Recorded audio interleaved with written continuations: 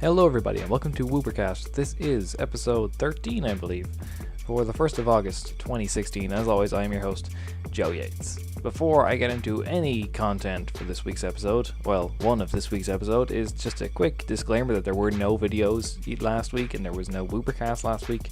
This is just due to a few factors on my part and I apologize for it. So to make up for it, yes, there is a Woopercast on Monday this week, and there will still be one this Thursday as well. So we get two this week to make up for the lack of one last week. So hopefully that suffices, and normal service will resume again next week, and it will still be every Thursday. So now that I've gotten that out of the way, this week's episode is all going to be about the top 10 cards from Steam Siege. I didn't really want to do another set review of the set, even though it's now out in English and we know what the cards are, because we already covered that back in a few episodes ago when the Japanese cards were released, and we kind of went through those cards there. So I kind of just wanted to do another recap now that I've played around with them, now that I've tested them out a lot more, of my top 10 cards from Steam Siege. The ones that I think are really going to have the most potential going forward, mostly into the new format, the 2017 rotation from Primal Clash onwards, because that's where these cards are going to be most relevant, with a little bit of a hindsight in terms of the World Championships as well.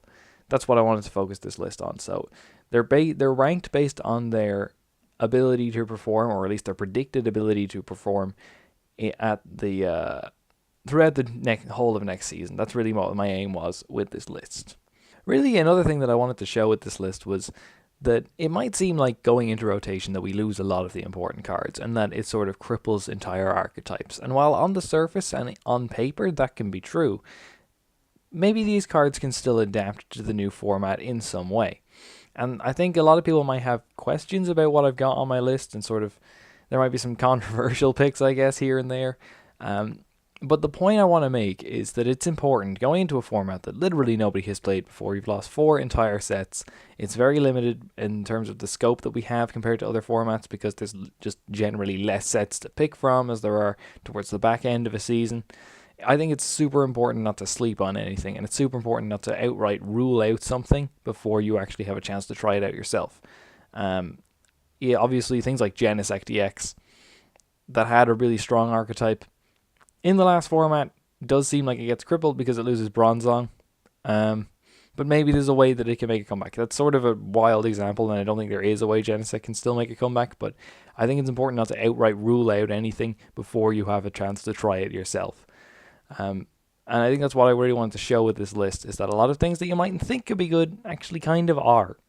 So, without further ado, let's get started. So, first of all, as with most lists, I will kick us off with the honorable mentions. And starting us off there are, these are really cards with kind of unique effects that I think could be good maybe at some point, but it really heavily relies on cards that get released in the future, more so than pre-existing ones. They're ones that don't really have a use outright. They're ones that don't have a use right now, but could do later down the line because there aren't other cards that fulfill these purposes in the same way. And those ones are going to be Foongus, Hawlucha, Clawitzer, and Captivating Pokepuff. So, as with Foongus, of course it has that ability where when you bench it, you get to search your discard pile for 3 Pokeballs and put them in your hand. Of course, not inherently powerful. Pokeball, any card that relies heavily on a coin flip is generally not considered, it's a card that relies on a coin flip, but there's another card that doesn't rely on a coin flip that fulfills the same purpose, and that's called Ultra Ball. So really there's no reason to play Pokeball, but if we get some kind of card that sort of negates the coin flip maybe, or a card that, like Battle Compressor will be great with Foongus, but that's going out of rotation. So maybe that's kind of going to cripple its uses a bit, but you never know for the future. Or maybe a really cool Amoonguss gets released. That means that this Foongus becomes more useful. That's why it's on the honorable mentions. Hawlucha is here too. Largely, Escape Rope is filling all of the purposes that Hawlucha fills, but maybe there's a reason why you would want it as a Pokemon with an ability as opposed to an item. Again, we don't really have that use for us right now, but in the future, we might. Clawitzer, not a whole lot of Megas can make use of its ability right now. And I think Mega Steelix is still going to be too slow, but if the format ever does slow down, Clawitzer is suddenly going to become actually a really cool option. And finally, Captivating Pokepuff. Nothing other than like maybe Zoroark, Fight Alone Lucario, and a lot of luck going forward is actually going to make this card good. Again, we don't know that for sure, But in terms of the World Championships, the Night March Mirror Match is going to be very, very big, and Pokepuff is a very good card in the Night March Mirror Match. Because Sky Return if you use Sky Return to kill your opponent's Joltik, that's great. You've gotten a Shaman off your board, you've saved a double colorless energy, you can promote, like, I don't know, something that you don't mind killing. It's fine, it's a really good tactic to do in the mirror match. But all of a sudden, if you do that and your opponent plays a Pokepuff, you put that Shaman straight back down on your board, and your opponent gets to Lazond it up and take 2 prizes. And that's a super powerful effect for the mirror match. And I think for the World Championships, that's a card you have to consider if you're playing Night March. But going forward, like past the World Championships, no, I don't think it is going to be super useful in the immediate future. So that's why it's only on the honorable mentions. Anyway, so coming in at number 10, I have Xerneas Break. Xerneas Break's kind of an interesting card to me, because I think the biggest issue I see with it is that a lot of cards already fulfill the same purpose. In case you don't know, 2 Fairy Energy does 20 damage times the number of energy you have on your board. I think, off the bat, it looks like this is outclassed by things like Darkrai EX and Huntail from Primal Clash, which both do the same thing, except Darkrai EX can do it, it does 20 plus 20 more, so it's the same as Xerneas' attack, but you do 20 extra damage. Whereas Huntail can do the same thing as Xerneas, but it's just for 1 basic energy, for 1 water energy. So why would you play Xerneas over these 2 options? First of all, Xerneas is 150 HP on a non-EX, a weakness that very few people will play initially, I believe, in Steel. A resistance to Dark, which is also very nice given the hype that, and just the general, like, Dark is always good. It always will be good. So that's always a nice thing to have. So it's a bit more bulkier than the other options, maybe, especially being a non-EX has that advantage over Darkrai. On top of that, it's got 2 good base Xerneases you can put it on top of. You've got the Rainbow Force one, or is it Rainbow Spear? I think it's Rainbow Force, whatever it's called. The Rainbow Road one, you all know what it does. Maybe you could come up with some interesting combos for that. But you've also, of course, got the Geomancy Xerneas, which can set up its own attack. We know how good these cards are. They've proven themselves in other aspects. So I think maybe giving them that extra sort of damage boost or just an extra option in Xerneas Break is quite nice. I've seen a lot of people try and say that they want to play Xerneas Break with Giratina EX in the same way that Darkrai Giratina plays it. I think, first of all, Darkrai Giratina, I think, gets more use out of fighting Fury Belt. You get the 20 extra base damage, and you get access to things like Baby Yveltal, which is just really cool. However, I do admit that running the Xerneas Break version will be better against other Darkrai Giratina variants, because you've got the weakness on Giratina, and you've also got the resistance for the Darkrai. It's a deck that doesn't like facing Fairy, and Xerneas Break is just a pretty powerful Fairy attacker, especially in that matchup. So, I don't know. I think it's a weird card that sort of has an attack that's already been done a couple of times. But hey, both Huntail and Darkrai have now seen success in different... Huntail in Expanded with Ho-Oh, and Darkrai, obviously, with Giratina. So, hey, you never know. I mean, I feel like this is just a very powerful attack, and it would be interesting to see it put to good use in a deck.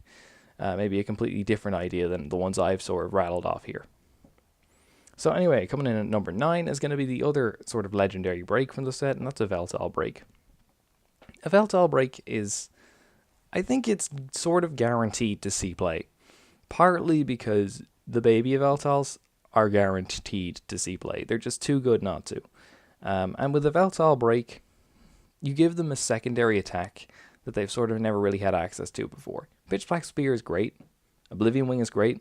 Darkness Blade's alright, and it's easy enough to power up in some decks. But it's never had like an attack that can make it into a fully fledged deck, and I think this might be the attack that does it. I think the only real difficulty there is that it is quite hard to set up without the use of Max Elixirs, but you can sort of get away with Max Elixirs a bit in the new format because item lock is less prevalent now that both Trevenant and Seismitoad are out of it. And I think less people will be inclined to play Vileplume, but that's something you shouldn't sleep on. Vileplume is still good. So anyway, a Yveltal Break, I think it's sort of inherently powerful. The attack's very good. I like it a lot. I think it'll be hard to see what kind of... Initially, it's hard to see what kind of decks it'll be put into, whether there will be decks built just solely around it. I think going forward to the World Championships, it's a really nice card to play as well. I think a lot of people are starting to pick up on this. No, I like it a lot. I think it is going to see play in some capacity, whether it's a dedicated deck of its own or just a couple of copies splashed in here or there in a regular dark deck.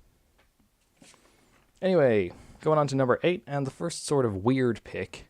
Actually, I do just want to clarify that I'm not including Geomancy Xerneas or regular Veltal or Full Art Sycamore in this, any of the reprints, not including them in this list because, look, we know they're good. So I don't think there's any point in me sort of going on about them anymore. Anyway, at number 8, this is a kind of a weird pick, and I think people will disagree with this. I have Weavile. Weavile has the ability that lets you, as often as you like during your turn, pick up a tool card from your board and put it straight back into your hand. This is very, very good. I think initially the issue is that, okay, look, this is a stage 1. How do we put this in decks? What decks do we put this in? That's a cool ability, but it's more of a luxury than a necessity. Like, how do we even fit this around actual, like, archetypes and proper structures? I think this is really good with Mega Evolutions. Being able to drop a Spirit Link, pick it straight back up, put it on another base evolution, and then Mega Evolve that one too, pick it back up, drop something like an Assault Vest or God knows what, a Bursting Balloon, even whatever it is you want to drop on your Mega Evolution, you can now do that. I think we're shifting towards a format where Megas become more viable with Night March and other non-EX decks just sort of fading away a little bit. And I think that now makes Weavile actually a really cool idea. You could argue it gets shut off by Gardevoir, but really there aren't a whole lot of turns that you need the Weavile out for. So I think it kind of works, and you could probably even play it with Gardevoir if you wanted to, like just right at the end of your turn once you'd finished evolve it, but that sounds super clunky. I like the Weavile quite a lot, and from my own testing so far, it's been super useful. You know, when Masquerain came out, it wasn't played all that much, but I think now that this could be a format where Weavile does see play. It's just a very strong ability, and anyone who actually plays around with it will be like, oh, hold on a minute, this is really cool. I recommend you try this one out and pick up a couple of copies, because it's super cheap right now. You know, it's just a standard rare.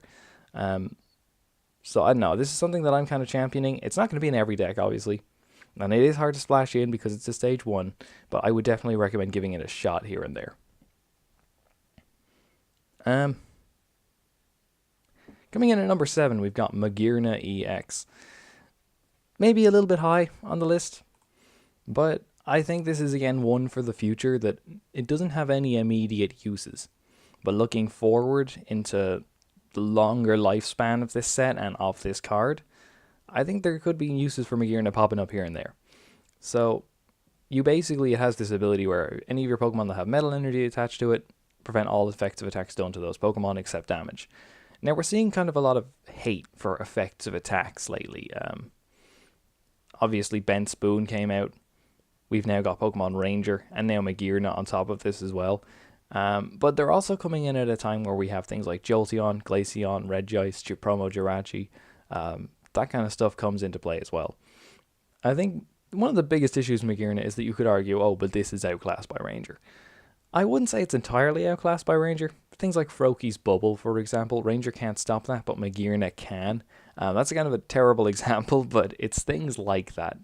Immediate effects that go away straight after the attack is done that Ranger will not prevent, but Magearna will. Any deck that can afford to sort of has a colorless attack cost and can run Metal Energy could consider splashing one of these in, just as a means of dealing with that kind of stuff. Just the very fact that it's just so ridiculously splashable, I think makes it a play or a card that I definitely want to look at and try out in a few different capacities. And plus, there really isn't anything else that provides this effect as a Pokemon.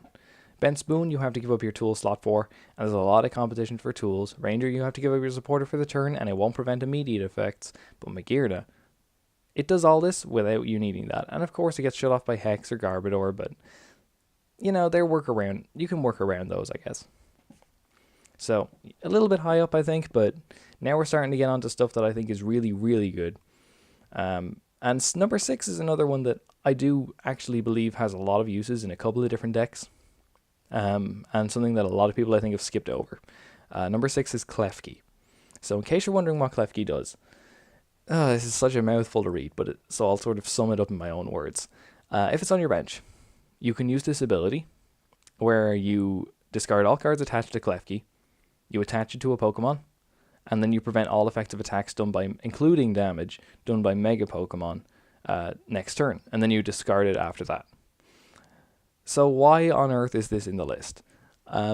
Like I said about Megas sort of becoming slightly more viable, especially with all the hype Mega Ray is getting. I think people are just going to play that. Even though I think it's a little bit overhyped, but that's for a whole other video really. I think Klefki's a really, really strong pick. Basically, being able to sort of buy yourself a turn against some Mega Evolution Pokemon is great, especially in a format that has no tool discard. If this goes on, it stays on, and you have that safeguard for the turn. And that can really just cripple decks. It can win you games. It can force your opponent to play like Lezond to get around it. But you're not even committing your supporter for the turn to this thing. So you could Hex or End to prevent your opponent from getting the Lezond play off in that same turn. I think this is actually a really strong card that a lot of people are skipping over. I would encourage you to try this in any deck that sort of is weak to a particular Mega deck and has the room for these tools. And like I was saying about Weavile, you've got this nice synergy here where you can sort of pick up the Klefki if you really want to. On a Pokemon, which is kind of a weird interaction. You've also got this, like, I think Klefki actually makes a few things viable that otherwise wouldn't be. I have a deck analysis coming on Wednesday of Vespiquen post-rotation. And this is all about the theme of me saying don't sleep on anything. This is a good deck. And Klefki is very strong in it. Klefki's very strong in a few things. I would encourage you not to forget about it. It's also got really cool synergy with Gardevoir, in that if you have Gardevoir on your bench, you can attach a Klefki to it, your opponent doesn't get any abilities, coming back into your turn, the Klefki gets discarded, and you get your abilities back, which is actually kind of cool. I think the only real con for Klefki is, A, it's an ability-reliant thing in a meta where people are hyping up Gardevoir, but really, I think that's cool and all, but like, there aren't a whole load of decks that have, like, that's a lot of space you need to clear out for the Gardevoir. And really, a lot of the best decks, I think, going into the next format aren't hindered that badly by having their abilities shut off. So, I don't know. I wouldn't consider that as a massive deterrent from playing this card, necessarily. But it is still a bit situational. It does basically mean that you're obviously not going to need it in any matchups where your opponent isn't playing Megas. But I think for the ones where they are playing Megas, this is such a huge thing to turn around a game that it's definitely worth considering. Coming in at number 5, Volcanion and Volcanion EX. This is something I really have yet to test myself in super full, but I think without, like, you look at the fire archetype, right? We're losing Blacksmith, and that is just such a huge part of the fire archetype. I think it comes to the point that if you want to play a fire deck, these two cards are both going to be necessary for it. And the fact that they've just sort of established themselves as spearheading an entire archetype kind of means they have to be put really high up on the list. So that's why they're number 5. Volcanion EX's ability is just insanely good, and regular Volcanion's attack is the energy accelerator that you will want to be using. The two of them synergize super well. They can set up attackers on the bench.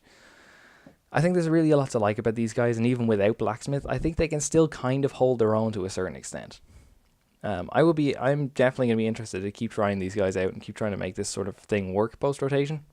But also looking at the expanded format, like, you get Blacksmith back, and all of a sudden this becomes a lot more powerful. I haven't even looked at what fire attackers there are in expanded that are basic Pokemon, but you could even look at things like, what is that V-Create Victini that does damage based on, like, if you have 5 Pokemon on your bench, it does something like 100 damage. Hold on, I'm going to double check that. Alright, yep. No, I was absolutely right in what I said. So, if we just go to it here, yep. It is V-Create. If you have 4 or fewer bench Pokemon, this attack does nothing. 100 base damage for a fire and a colorless. What's that? 2 Volcanions and a Muscle Band, you're hitting 180 with a basic non-EX. That's pretty damn good. For 2 basic energy, it's just super easy to set up for a fire deck. And you've got Blacksmith available to you. Let's look at Entei EX is another thing you could use. Grand Flame for 2 fire and a colorless does 90 damage, and you attach a fire from your discard pile to one of your bench Pokemon. I mean, that with some Volcanions being powered up and essentially you still reattaching the fire energy. I think in Expanded, these two actually have quite a lot of options available to them. So that's definitely some kind of area where I'd be looking to play them next season. But even in Standard, I mean, if you can kind of just loop these two over and over again, maybe you'll have some kind of good deck. And if water stays out of the format, I think these could be actually all right. So even with the loss of Blacksmith, I think they can kind of survive. Maybe not be top tier, but I think they can still give it a good shot. Coming in at number 4, as I lose the note where I had written number 4 on it. It's Special Charge. Special Charge, the effect that this card gives you is ridiculously powerful. I don't think we've ever had a card that specifically, okay, not ever, but since like Black and White on, I don't think there's been a card that can consistently recycle special energy until now. There probably is, and I'm not thinking of it off the top of my head, but whatever. This effect is just so inherently stupidly powerful. And we've had ways of recycling them before. We've seen like Militic and Night March. We've seen Puzzle of Time, of course. This thing takes up 1 space in your deck. 1 or 2, depending on how many you run. And just being able to throw that in and being able to work with that is massive. I've honestly, in the decks that I've played so far with this thing in, and it is in the Vespiquen build that I'm going to show off on probably like Wednesday, that'll go up, whatever. This card is very good. Essentially giving you access to 6 double colorless, 6 double dragon, 6 strong, whatever you want in a game. It is a very, very powerful effect that only takes up 1 space in your deck. And I think the fact that it's such a small change that you have to make to really change the whole energy engine of what you're working with, that's just fantastic.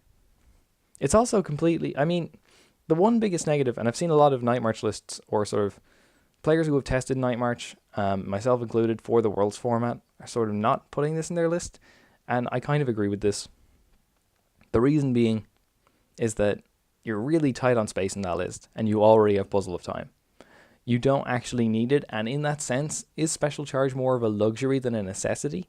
I think in that kind of a deck, yes. But in a lot of decks where you don't have room for a Puzzle of Time and you still want to recycle your special energy, Special Charge is such a fantastic option for doing that. And it's something you should definitely be looking to pick up a playset of. You probably only ever need to play 1 per deck, but hey, you may as well pick up 4, because why not? So I think for now and for Worlds, I think it is a bit outclassed by Puzzle of Time. And I think you don't absolutely need to play this, and it is going to be a dead card against all the Trevenant and Vileplume decks you're probably going to play against. But going forward, I think no, there's no way you can ignore an effect this inherently powerful, and it has to be on the list. Number 3 is going to be another sort of unique and not necessarily inherently powerful card, but one that could be powerful in the right situation. Ninja Boy. This is a massive setup card. I think the cool thing about Ninja Boy is how good it is in the early game and in the late game. Like, early game you can swap Shamans on your board out for other things. Late game you can swap out attackers for surprise things like an Umbreon EX out of nowhere. I was playing a game against a friend the other day who was playing Darkrai Gardevoir post-rotation, and Max Elixir got 3 Dark Energy on his rubbish and Ninja Boyed it into an Evil Tall EX, and just stuff like that is just stupid. It means it doesn't, like, if you start with Hoopa, oh look, I can get that back into the deck and put like a Fright Knight of Eltal or a Wobbuffet or something in the active spot. I don't know. I really, really like Ninja Boy. I think it's hard to, without Battle Compressor, it's kind of hard to say, you don't really want to run more than 1 copy of it, I don't think. 2 maximum. I don't think this is ever going to be a card you run 3 or 4 of, unless some really wacky deck comes along. But I like that it's done. I think it can be kind of hard to do without Battle Compressor to get it early game and to find it and guarantee that you hit it. But really, that's the other thing about it. Like I said, it's good late game as well, and you can kind of work with it at whatever point of the game that you get it. This is just a really powerful card. Some ridiculous combos are going to become available simply because this thing exists. It's one of the few things that can actually remove Shamans from your board going forward, and I haven't looked at this, but in the expanded format, there's bound to be some really wacky stuff you can do with it. Even in Unlimited, I suppose you have Swoop Teleporter in that, so that doesn't matter. But whatever. I like Ninja Boy. I think everyone likes Ninja Boy. It's a really fun card, and it has to be high up on the list. Coming in at number 2, I think is going to be the biggest surprise of all to everyone here. You may have been wondering why I didn't mention it up until this point. Number 2 is Mega Gardevoir EX, the Despair Ray one. I think this is the most slept on card out of the whole set. This thing is very, very good. First of all, it has 2 great types. Fairy and Psychic. Giratina, that could be good. Mega Mewtwo, that could be good. Yeah, you hit both of those for weakness. Everyone's playing Mega Ray. They're all worried about Zebstrika. So they switch back to the Fairy type, to the Dragon type base Ray. That you, the Dragon type Rayquaza EX from Roaring Skies. That thing's not weak to Lightning. You know what it is weak to? Fairy. You still kill that. It's weakness to Metal, which not a lot of people are hyping up or playing. It's resistant to Dark, which a lot of people are hyping up and playing. Going forward, Mega Gardevoir looks very good. As it stands for Worlds, I'm not quite sure. I think the list that I have in my head is something I don't want to share right now because it still needs a lot of work. And I wouldn't want to share it until it was like fully ready. But for now, for Worlds, I'm not sure about it. I think it could still struggle, especially early game against Night March, and I don't think you want a deck weak to Night March going into Worlds. But I really like the card. I think, first of all, you remove Shames from your board with a single attack. You remove everything from your board with a single attack, including Hoopa. Like, no other deck can do that. You want to hit a 130 HP Pokemon? Cool, do it. I don't think this is the kind of deck where you're going to be taking one-shots on stuff, unless you're playing like a build with Skyfield and a lot of basic Pokemon and like 4 Super Rod. But to be honest, if you're doing that, you're wrong. That is not how you should play this deck, in my opinion. Again, look, the build in my head, I don't want to say it right now because it still needs a ton of work done to it. But I think this is a card that, while the deck is difficult to build and while the archetype is difficult to build, I think it's the strongest, like, straight-up archetype that came out of Steam Siege. This is a very, very powerful card, and nobody should be sleeping on it. Okay, and we've reached that point. The number 1 card of Steam Siege, you all know what it is. It's Pokemon Ranger. Despite the vast amount of people who are getting confused by how this card actually works, Pokemon Ranger just removed all the effects of attacks currently in play. That's it, but this is super powerful. I don't think it's going to be a staple because not every deck will need to run it. But the ones that do now have an answer to things that otherwise, like weird text that could otherwise just catch them off guard. Like, oh, you're running a deck with all EXs? You're going to lose to Regice? 1 Ranger. You're running a deck with all basics? Going to lose to Jolteon? 1 Ranger. You're running a deck that relies entirely on special energy? Going to lose to Giratina? 1 Ranger. It's just that kind of stuff that's just like the things that you could otherwise tech for. Going into Worlds, yes, this is going to be big. For Greninja Mirror matches to remove Shadow Stitching, and then attack for that turn, obviously. For Night March, to get around Giratina and Toad. I don't think it's great at getting around Toad because you do need to chain it, and that's kind of difficult, but whatever. Ranger is just stupid good. Like, really, really good. It means all those kind of one-off techs that you might throw in to sort of help you out against a certain matchup. If your opponent is playing 1 Ranger, it doesn't matter anymore because they can get around it.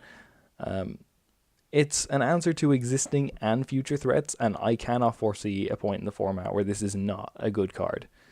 So yeah, it has to be number 1. It's got a cool-ass full art as well. That's always a good thing.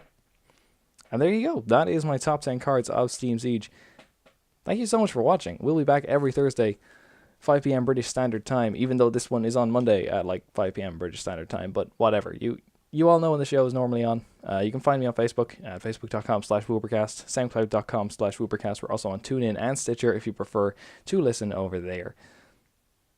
Like I said, there will be another episode up on Thursday, and that's going to be, it'll be either Thursday or Friday. This is going to be kind of a weird week for videos because I want to get 2 other videos out. I've got another Steam Siege deck analysis after the set gets released on PTCGO, which is on Wednesday, so that'll be up either Thursday or Friday. The podcast will be up either Thursday or Friday, and there will be another deck analysis up on Wednesday, so it's going to be a stacked week full of videos to make up for the fact that there was literally nothing last week, so yeah. And of course, going forward to the World Championships, I've got a preview of that coming up as well, so look forward to all of that stuff. Anyway, thank you so much for watching, and I will see you next time.